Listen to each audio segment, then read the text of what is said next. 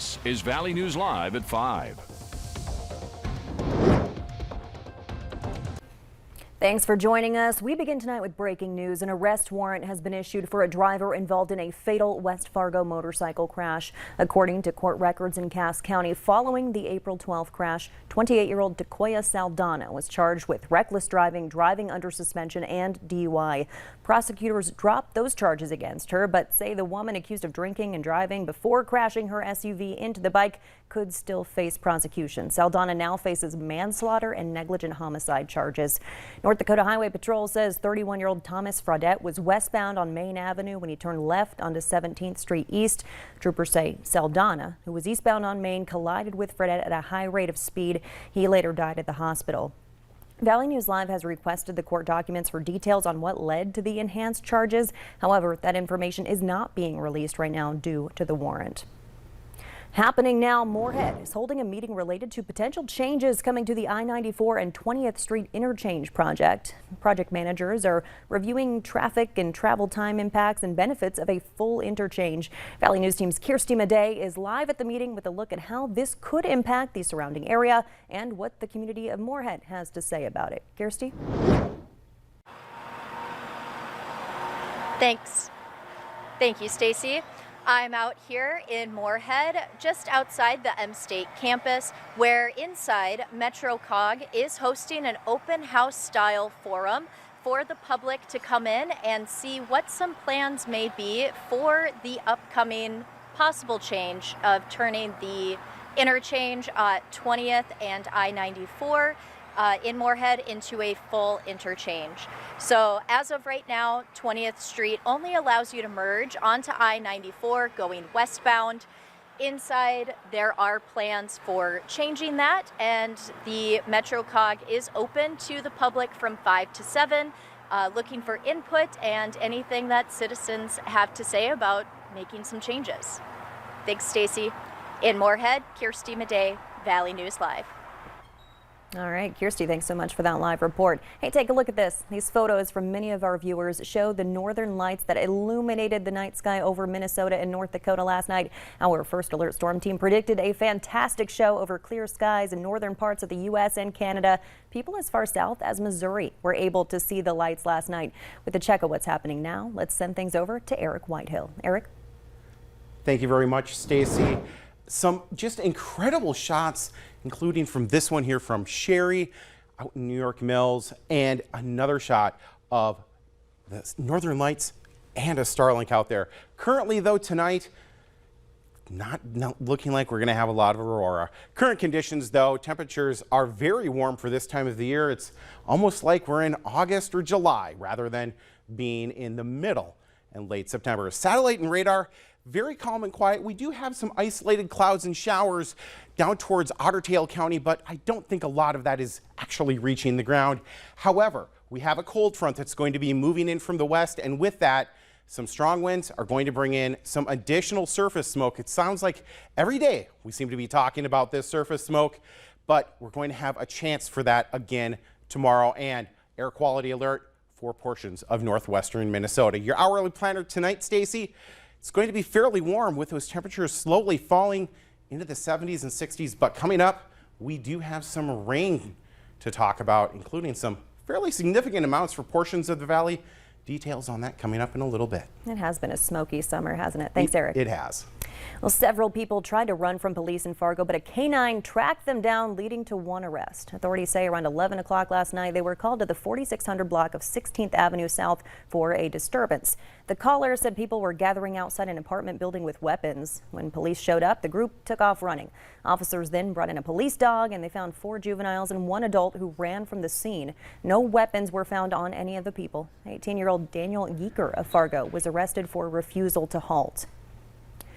Cases of people driving while doing drugs is spiking in Minnesota, and it's not just marijuana. The Minnesota Department of Public Health says police are catching drivers with cocaine, meth, and fentanyl in their systems.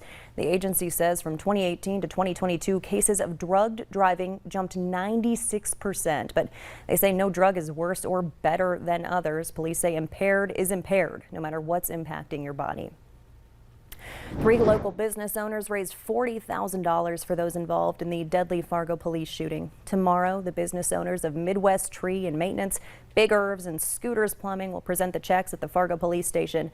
The group says $30,000 was raised for the Leadership Care Fund and $10,000 for the wounded bystander, Carly Coswick, during their Back the Blue Night fundraiser.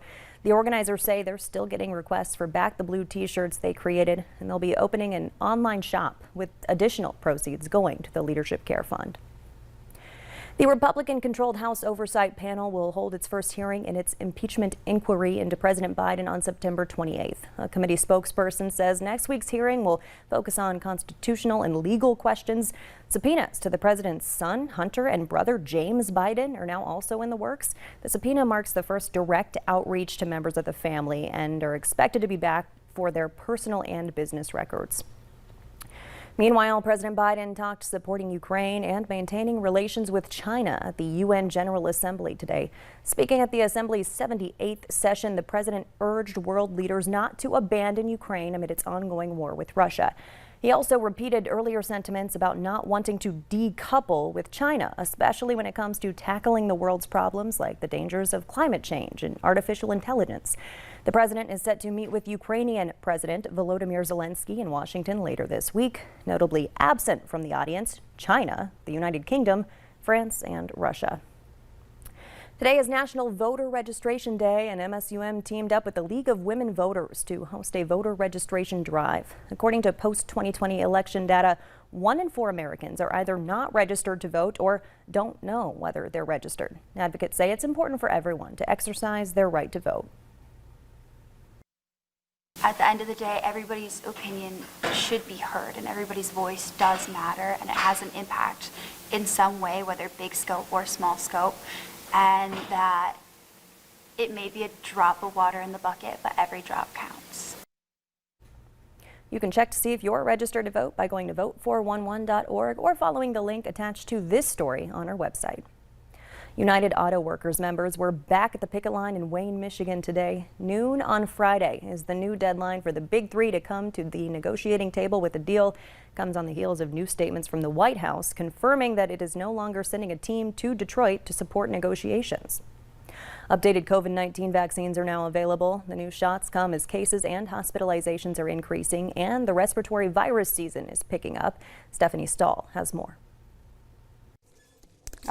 Gigi Wah is first in line at Walgreens in Manhasset, New York, to get the updated COVID-19 vaccine. I heard the COVID is peaking again. The 48-year-old also opted for additional protection in her other arm, receiving her flu shot. I don't want to get COVID. I certainly don't want to get the flu, so I'm getting both. Updated COVID-19 vaccines are rolling out as cases and hospitalizations continue to increase. The latest CDC data shows more than 20,000 hospital admissions for COVID-19 in the first week of September. That's up 7.7% from the previous week. We've started our respiratory illness season, and we are so busy trying to protect our neighborhood and our patients. The CDC expects the total number of hospitalizations this year from COVID, flu, and RSV to be similar to last year, higher than levels before the pandemic. For the first time, vaccines for all 3 of the major respiratory viruses are available this fall. 1 vaccine in each arm. Pharmacy manager Helen Mazer reminds patients they can get more than 1 vaccine at their visit. Not only will it save you time, but it takes 2 weeks for the vaccines to start working. So you'll be fully covered by the time the season really hits. At 60 years old, it's recommended Ziba Rahman get the new RSV vaccine. I have elderly parents. I have people who are immune compromised in my family, and I don't want to bring home anything. She also got her flu shot to do everything she can to keep herself and her loved ones healthy this winter. Stephanie Stahl, CBS News. I just want to watch you for a new. These updated COVID-19 shots will be covered for most people through private insurance, but if you don't have insurance, you can likely get it free too under the new Federal Bridge Access Program. College seems to be getting more and more expensive every semester, but there are a few tricks to help students cut costs. Linda Beccaro explains there are also big changes coming to the application that determines how much financial aid students can receive. Hitting the books requires budgeting 101. In addition to college tuition, there are hidden costs you might not think about, like textbooks, as this student told us. Some teachers force you to get the brand new editions, so that's a lot more money. Donald Kerr is the director of student lending and college services for AAA Northeast. He says the cost of food for college students can also add up, even if you've paid for a meal plan. The food is great in the beginning, but kids get tired of it. So they find themselves wandering off campus and buying foods. What do you do to try to save money with food? Try to bring food from house. With textbooks, students can save money by renting. Rent them or use, because I see that they're all in good condition. So I'm there's no point in wasting a lot of money for brand new books I'm only going to use for one semester. The books are expensive, but I try to rent the books.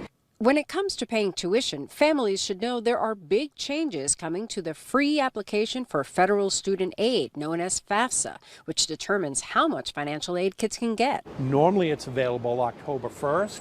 It is not going to be available right now until sometime in December. They're not even committing to an actual date yet. The number of questions will drop from 100 to about 40, and the formula for determining the expected family contribution will be different. For example, if you had a family with 2 kids in college at the same time, that was favorable under your EFC before. That's now not going to be as favorable anymore. You're not going to get the same break. They're trying to offset that by giving you more protection on some of the other things, such as assets and some of your wages. And if you already have student loans, remember that the pause ends and payments resume in October. Now is the time to ask about options for repaying. Income-driven repayment plans, they have extended repayment plans, graduated repayment plans. The great thing about the federal student loan program is they will work with you. To help families and students navigate college expenses, AAA Northeast has free webinars and an online portal called Pivotal College Years, which is free for members. There's also help available at studentaid.gov. The cost of college isn't deterring students from Valley City State University. Today, the university announced it has the largest number of students enrolled in a fall semester in the school's history. There are a record 1,754 students enrolled at VCSU. 310 are new undergrads, including freshmen and transfers. Fill the Boot starts today in Grand Forks. The campaign collects donations for muscular dystrophy, ALS, and related diseases. Be watching for firefighters asking for donations today near 4th Avenue and Belmont Road. Tomorrow they'll be at South 20th and 40th Avenue South, and Thursday at 47th Avenue and Cherry Street. Times are from 3:15 to 6:30 each day. And WeFest has announced lineups for their 2024 edition of the popular country music festival. Jelly Roll, Parker McCollum, and Eric Church will each headline a night of the festival. WeFest will run from August 1st through the 3rd of next year at Sioux Pass Ranch in Detroit Lakes. Tickets for next year will go on sale tomorrow at 9 a.m. on the WeFest website. We have breaking news just into our newsroom. Federal investigators now looking into the cause of a crash of a crop dusting airplane just south of New Rockford in east central North Dakota. Officials say that plane went down about 12:30 this afternoon near State Highway 281, 6 miles south of New Rockford after it clipped a power line. The status of the pilot has not been released pending notification of relatives. Officials say the pilot was not from this area. Both the FAA and National Transportation Safety Board have been contacted. It's Child Passenger Safety Week. We'll bring you some advice to help you keep your children safe in about 8 minutes. And talking about WeFest with these temperatures in those upper 80s, Grand Forks 89 degrees, very close to a record tonight. Temperatures are going to fall into the 60s by the time we're heading to bed in both Fargo and Grand Forks. But coming up, we've got some rain chances, including some significant chances for rain possible for some. How much you can expect? Details next.